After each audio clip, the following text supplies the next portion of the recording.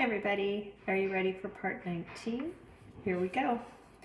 One evening, some local Indians came to trade with the explorers. A brave was wearing a sailor's jacket.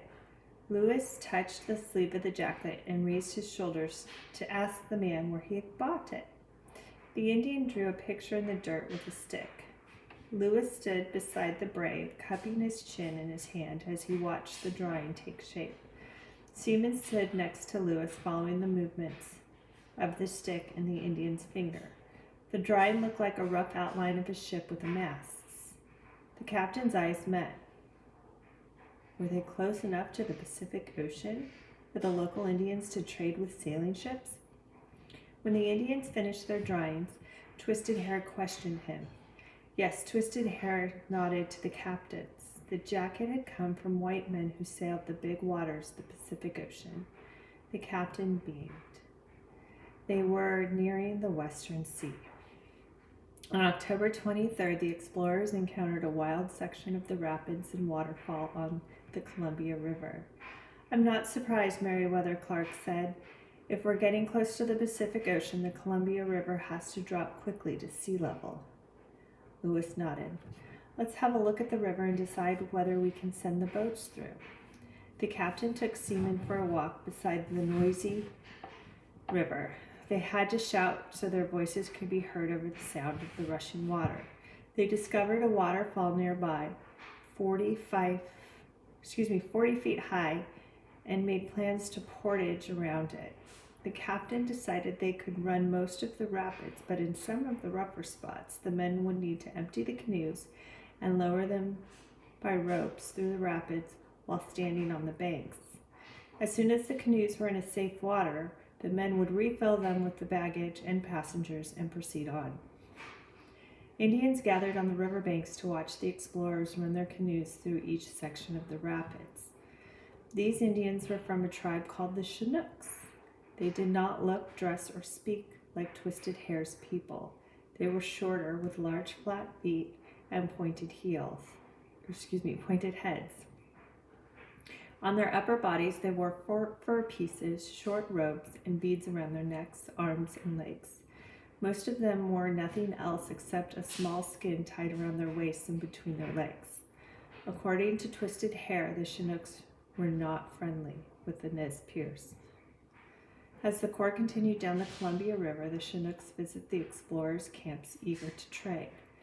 These Indians made wonderful canoes that were lighter than the explorers' dugouts, yet sturdier and easier to navigate. Lewis managed to purchase one of the Chinook canoes by offering the smallest of the expedition's dugout canoes, as well as several other items, including a hatchet. The next section of the rapids was a quarter mile of swirling water that swelled between rocky ledges. The captain packed their most valuable items on the non-swimmers' backs and told them to scramble alongside the river. The other explorers, along with the heaviest baggage, would take their chances in the canoes. Hundreds of Chinook gathered on the banks to watch. "Why are all those Indians standing along the banks?" York asked. "They make me nervous." He looked ahead at the river. "And I don't need any help feeling nervous when I see water leaping and roaring below me." Coulter looked at the crowd of Indian spectators. "You know why they're watching us, York. They think we're crazy to run these rapids." Coulter grinned. "They think our canoes will end up in splinters, and all of our baggage will wash downstream. After we break our fool necks, the Chinooks will shake their heads at our stupidity and gather what is left of our belongings for their own." York scowled. "These Indians live here and ride around in canoes all the time.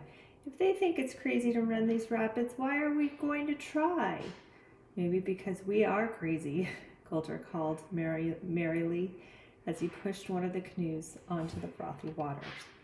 He nodded at the others in the canoe and dug in his paddle. As the roar of the white water swallowed their voices, York thought that he heard Coulter whoop like a boy diving happily into a cool pool on a hot, sunny day. York shook his head, smiling. "Maybe we are crazy. I don't know," he muttered. That John Coulter is crazy for sure. As crazy as they come, that man. He eats danger for supper. Lewis stood on the ledge of the river while the canoe swept along the rapids. He held a rope coiled in his hands, and he kept Seaman by his side. If a boat overturned, the passengers would desperately need Seaman's help to pull them to safety. To everybody's amazement, none of the canoes splintered on the rocks. Lewis, Seaman, and the Chinook Indians watched all the canoes run the rapids without loss of any life or baggage. I have to sneeze, excuse me. For the next few miles, the river was fairly calm. Then began a 3-mile stretch of wild water. Again, the Chinooks gathered along the banks to watch the disaster. Again, the explorers made it. After these rapids, the Corps camped for 3 days to dry out and repair the dents and leaks in their canoes. The captain named this place Fort Rock Camp. At this camp, Twisted Hair said goodbye. He was no longer able to help them trade with the Indians since they had left the lands of the Nez Perce Nation. The explorers would be able to find their way to the Western Sea by staying on the Columbia River. It was time for Twisted Hair to return to his own village. On October 29th, the Corps of Discovery proceeded on, reaching the next section of the rapids on the last day of the month. This was the most frightening section of the river and the explorers had ever seen. It was 4 miles long and full of waterfalls. When Captain Clark wrote about it in his journal, he described great numbers of both large and small rocks, water passing with great velocity, forming and boiling in the most horrible manner, with a fall of about 20 feet. It took 2 full days to get the canoes through these rapids. The explorers portaged around the worst of the falls and lowered empty canoes with ropes through the worst of the rapids. Whenever the men thought they could run the rapids, they hopped off board and rode the foamy, gushing water, paddling around the boulders and avoiding dead trees that could snag their boats. Oh my gosh, that's so scary. "We did it, William," Lewis exclaimed when the canoes were in a calm water again. "We made it through 4 miles of rapids without any injuries, and we didn't lose a single canoe." The next day, the Corps awakened to fog. The canoes reached Beacon Rock, which marked the beginning of the Columbia River's tidewater. From that point on, ocean tides sweeping into the mouth of the river caused the river water to rise and fall. On November 4th, the Corps made their camp near the mouth of the Willamette River. You know where that is. Sea captains had come this far inland on the Columbia River, and they had described the area in their writings, so the expedition was now in territory that had been explored and mapped by English speakers. Clark beamed. "For the first time since Fort Mandan, we have a real map to guide us," he announced. Not just a drawing in the dirt, but a real map with English words. As the explorers continued moving west, the Columbia River began to widen. It was becoming an estuary, a section of river where the sea's salt water mixes with the river's fresh water. The climate in the estuary was different from that of the upper Columbia. The sky was cloudy on most days, and it rained often. A thick cover of plants lined the banks below tall, needle-bearing trees. Ducks and gulls swam noisily by the canoes. Swans glided gracefully through the waters. The Chinook Indians lived in the villages along the riverbank. They were eager to trade, and they often visited the explorers' camps with roots, fish, and meat. "It's gone," Coulter muttered one evening after the group of Chinook traders had visited the explorers' camp. "What's gone?" Shannon asked. "My tin cup. I left it right here on top of my pack. Those Indians were standing here showing Captain Lewis a basket of roots. They wanted to trade. I walked over to the fire to see if the water was hot, and when I came back, my cup was gone." Coulter frowned. "And the Chinook traders are gone too. Have you ever noticed how things seem to disappear after those Indians pay a visit to our camp? Shannon and Coulter looked into the darkness around the camp. They're long gone, John. You'll never catch up with them in the dark. Coulter sucked in his breath and clenched his fist. Every time we turn around, those Indians steal something. It sure is frustrating, Shannon agreed. They come into our camp, charge us outrageous prices for their food, and walk off with anything they can find. But it's not worth stopping to fight with them. Just forget it, John. The Corps of Discovery kept moving west towards the ocean. Paddling as rapidly as they could, the explorers covered 30 miles each day. On November 7th, when the fog cleared, the explorers saw such a vast expanse of water before them that they thought they had arrived at the Pacific Ocean. The waves rocked their canoes and crashed against distant rocks. Seagulls squawked overhead. Hooray, the men shouted. We've reached the Western Sea. They lifted their paddles into the air and cheered, making the canoes teeter on the waves. Seaman jumped to his feet, barking at the commotion. The men grinned and hugged each other. Coulter leaped into the water and Seaman jumped in after him. The two splashed in the cold water until the captain called them back to the boat. That evening, Captain Clark wrote in his field notes, Ocean in view, oh the joy. In chapter 12, we'll find out what happens next. I think I'll read you a bit more because we got to get through this book. It's very exciting. A Soggy Winter, November 7th, 1805 through March 23rd, 1806. The next day, the explorers glimpsed land across the water. Puzzled, the men studied the horizon. How could they see land across the water if they were on the coast of the Pacific Ocean? Lewis stood up for a better look. We haven't reached the coast, Lewis announced as he scanned the horizon. We're still in the Columbia estuary.